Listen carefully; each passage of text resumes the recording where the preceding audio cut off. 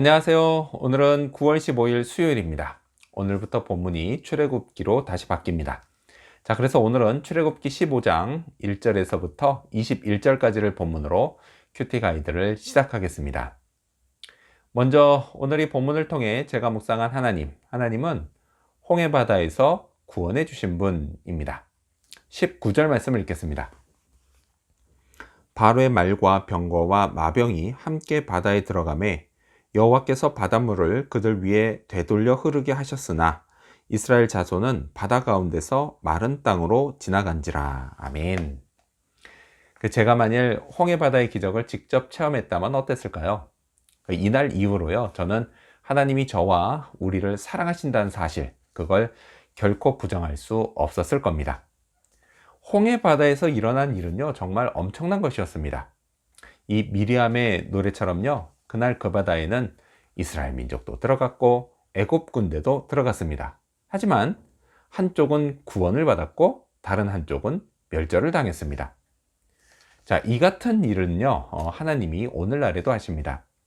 하나님은 당신의 백성과 그리고 그 백성의 원수를 모두 같은 상황에 들어가게 하시고 그곳에서 백성들은 구원하시고 원수들은 패망을 당하게 하십니다. 이를 통해서 하나님은 당신이 백성들을 얼마나 사랑하시는지 그걸 보여주십니다. 자, 또 홍해 바다의 사건은요, 매우 극적이었습니다. 시차를 두고 들어가긴 했지만 백성들은 애국 군대에게 언제 따라잡힐지 모를 일이었습니다. 백성들은요, 건너편을 향해서 정신없이 달려갔습니다. 잡히면 곧 그건 죽음이었습니다. 영화 같은 걸 보면요, 꼭 이럴 때 넘어지고 나는 못 가 뭐 이렇게 말하는 그런 사람들이 있습니다. 자, 그들은요 그만큼 절박한 심정이었습니다. 근데 하나님은요 그런 백성들을 한 명도 빠짐없이 모두 구해 주셨습니다. 반대로 거의 다 따라잡은 애굽 군대는 모두 멸절시키셨습니다. 이스라엘 백성에게요 이건 너무도 극적인 순간이었습니다. 저도요 종종 이런 극적인 순간을 경험할 때가 있습니다. 너무 극적이어서요, 때로는 하나님이 야속하게 느껴질 때도 있습니다. 물론요, 하나님께는 다 그만한 이유가 있으십니다. 자, 그렇다면 계속해서 오늘 이 본문을 통해 제가 발견한 인간의 모습, 어떤 게 있을까요? 오늘은 뒤쫓아오는 원수를 볼 수 있습니다. 9절 말씀을 읽겠습니다. 원수가 말하기를 내가 뒤쫓아 따라잡아 탈취물을 나누리라. 내가 그들로 말미암아 내 욕망을 채우리라. 내가 내 칼을 빼리니 내 손이 그들을 멸하리라 하였으나. 아멘. 이스라엘 백성에게 애굽 군대는 분명 원수였습니다. 자, 하지만요, 애굽 군대 역시 이스라엘 백성을 원수로 여겼습니다. 왜냐? 애굽 땅에 내린 10가지 재앙 때문입니다. 자, 이 재앙으로요, 애굽인들은 막심한 피해를 받습니다. 특히요, 마지막 10번째 재앙 때는 모두 다 큰아들을 잃었습니다. 그러니 그들이 얼마나 분노했을까요? 물론요, 이건 다 바로 때문에 벌어진 일이었습니다. 이스라엘 백성은요, 잘못한 게 없습니다. 따라서요, 애굽인들은 바로에게 분노해야 했습니다. 하지만 세상 만사는 그렇지 않습니다. 통치자들은요, 언제나 내부의 불만을 외부로 돌립니다.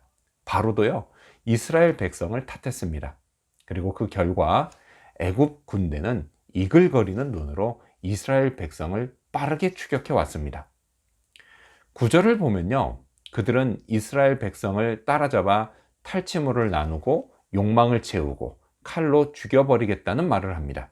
이건요, 정말 살벌한 일입니다. 자, 그런데 정말 이들이요, 이스라엘 백성을 상대로 이렇게 하는 게 맞는 일일까요? 아닙니다. 사실 그들은요, 하나님을 상대했어야 했습니다.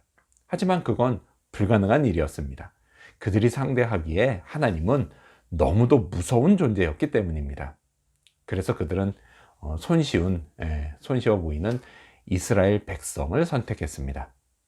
자, 이런 일은요, 오늘날에도 벌어집니다. 감히 하나님을 상대할 수는 없고, 그래서 만만한 그분의 백성을 괴롭히는 악인들이 있습니다.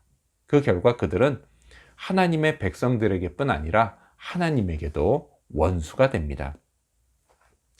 자, 그렇다면 끝으로 오늘 이 본문을 통해 나에게 주신 교훈이 뭘까요? 그건 나의 하나님을 찬양하자입니다. 2절 말씀을 읽겠습니다.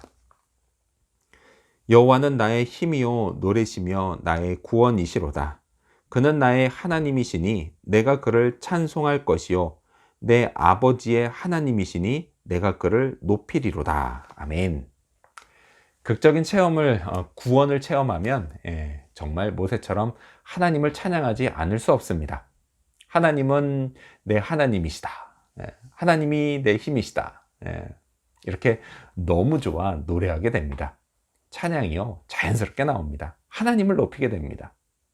자, 그런데요, 찬양에는 참 희한한 능력이 있습니다. 그건요, 찬양을 부르면 힘이 생긴다는 겁니다. 하나님의 임재가 느껴진다는 겁니다. 나를 향한 그분의 사랑이 느껴진다는 겁니다. 그래서요, 꼭 구원을 받은 다음에만 하는 게 아니라 간절히 구원을 바라며 구원의 손길을 기다릴 그때 그 순간에도 찬양을 하게 됩니다. 그러면요, 하나님이 더 이상 야속하게 느껴지지 않고 반드시 나를 도와주실 거라는 확신이 생깁니다. 극적인 구원은요, 모세뿐 아니라 그의 누나 미리암도 찬양하게 했습니다. 20절 말씀을 읽겠습니다. 아론의 누이 선지자 미리암이 손에 소고를 잡음에 모든 여인도 그를 따라 나오며 소고를 잡고 춤추니. 아멘. 미리암은 소고, 즉 탬버린을 치며 춤을 췄습니다. 자, 그녀를 따라서요, 모든 여인들이 그렇게 찬양했습니다. 이처럼 또한 찬양은요, 확산되는 특징이 있습니다. 생각해보면요, 저는 거의 매일 집에서 찬양을 부릅니다. 부엌에서도 부르고 방에서도 부릅니다. 그냥 자연스럽게요, 입에서 찬양이 나옵니다. 자, 그러던 어느 날이요, 우리 아들이 집에서 찬양을 흥얼거리는 모습을 봤습니다. 그때 깜짝 놀랐을 뿐 아니라 기분도 참 좋았습니다. 우리 아들에게서요, 모세가 노래한 것처럼 내 아버지의 하나님이시니 내가 그를 높이리로다, 이게 성취되었기 때문입니다. 분명 이때요, 하나님도 좋으셨을 겁니다. 그래서요, 이렇게 오늘도 나의 하나님을 찬양하는 그런 하루가 되기를 소망합니다.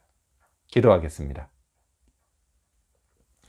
홍해 바다에서 구원해 주신 하나님, 완전히 구별해 주시고 또 극적으로 구원해 주시는 하나님을 찬양하게 하여 주시옵소서.